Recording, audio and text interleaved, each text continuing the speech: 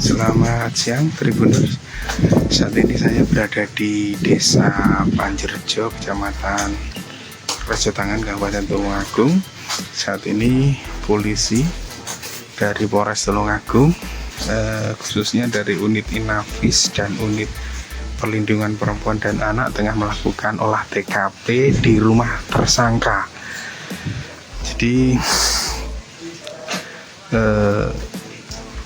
olah TKP ini dilakukan terkait dengan perkara pidana dugaan ruda paksa atau perkosaan korban kecelakaan lalu lintas dengan inisial BM, warga Desa Bujanglapan, Kecamatan Bujanglapan, yang dilakukan oleh ADB di rumah ini. Jadi ADB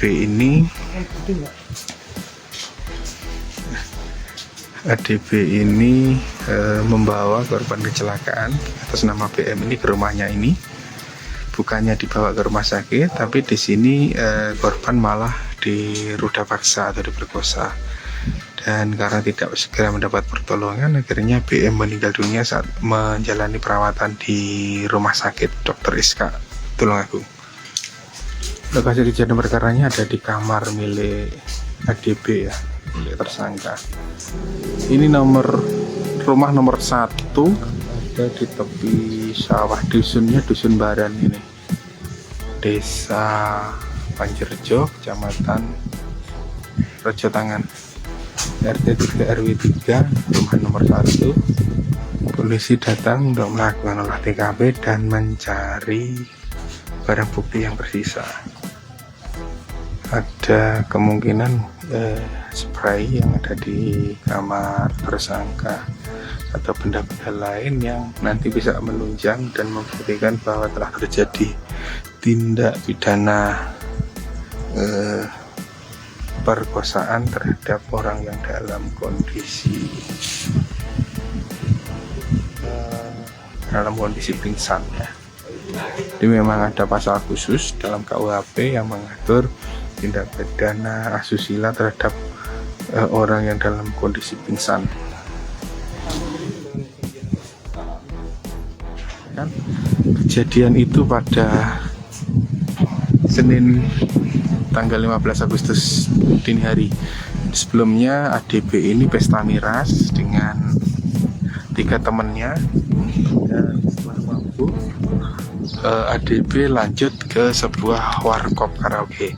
Jadi di Tulungagung itu banyak warung kopi yang dilengkapi dengan fasilitas karaoke.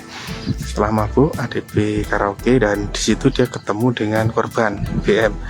BM kebetulan juga ada di tempat itu dan keduanya sudah saling kenal lama. Karena itu BM mengajak ADB saat itu mencari makan ya. Mencari makan di wilayah kota. Dari Panjerjo ini ke wilayah kota memang cukup jauh, sekitar 20 menitan ya kalau pakai sepeda motor ngebut gitu. Dan namun karena sudah dini hari ya, Senin dini hari, itu BM dalam kondisi tidur di jok belakang. Karena tidur, ADB ini tidak jadi cari makan, dia mau balik lagi ke Panjerjo, tapi kemudian sekitar pukul 4 sepeda motor yang mereka tumpangi itu kecelakaan di Simpang 4 Jepun.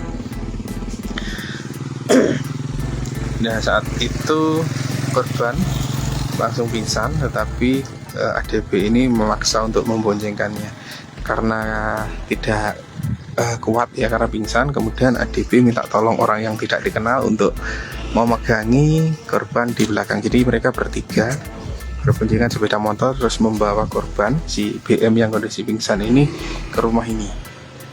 Lalu ADB sempat mengantarkan orang yang menolongnya balik lagi, dan dia pulang lagi ke sini.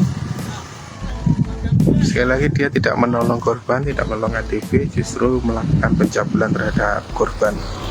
Nah, Senin sudah menjelang ya siang ya, karena mereka sejak semalam tidur. ADB ini berangkat ke bengkel untuk memperbaiki sepeda motornya yang terjatuh semalam, dan saat dia kembali, korban sudah dievakuasi oleh orang lain ke rumah sakit Dr. Rizka karena kondisinya parah. Dan baru kemudian pada hari Selasa ya, Selasa pagi kemarin, korban akhirnya meninggal dunia. Nah, jadi semalam BM itu diotopsi, jenazah BM itu diotopsi untuk memastikan penyebab kematiannya ya. Karena meskipun dikatakan korban kecelakaan, tidak menutup kemungkinan korban itu meninggal karena sebab lain, misalnya saat proses roda paksa ya. Terus kedua, otopsi ini juga untuk mencari barang bukti roda paksa atau perkosaan yang dilakukan oleh BM kepada ADB. Perkosaan yang dilakukan ADB terhadap BM ya. Pelakunya ADB ya, panggilannya Aris, dan korbannya BM. Suami korban yang melaporkan kejadian ini ke polisi, sehingga kasus ini kemudian naik ke penyidikan dan ADB sudah ditetapkan sebagai tersangka. Saat ini ditahan di Polres Tulungagung. Di pasalnya mungkin ini belum fix ya. Untuk sementara ada pasal 268 kalau saya tidak salah, itu perkosaan terhadap orang yang dalam kondisi pingsan gitu. Nih, kita masih mau update nanti perkembangannya seperti apa. Polisi masih di dalam karena ini olah TKP, kita tidak bisa masuk. Ada pihak keluarga ADB yang mendampingi petugas. Jadi ada dari unit perlindungan perempuan dan anak, ada juga dari unit Inafis dan dari SPKT. Dari Desa Panjerjo, Kecamatan Rejo Tangan, saya David melaporkan dari proses olah TKP di rumah tersangka kasus roda paksa terhadap korban kecelakaan lalu lintas.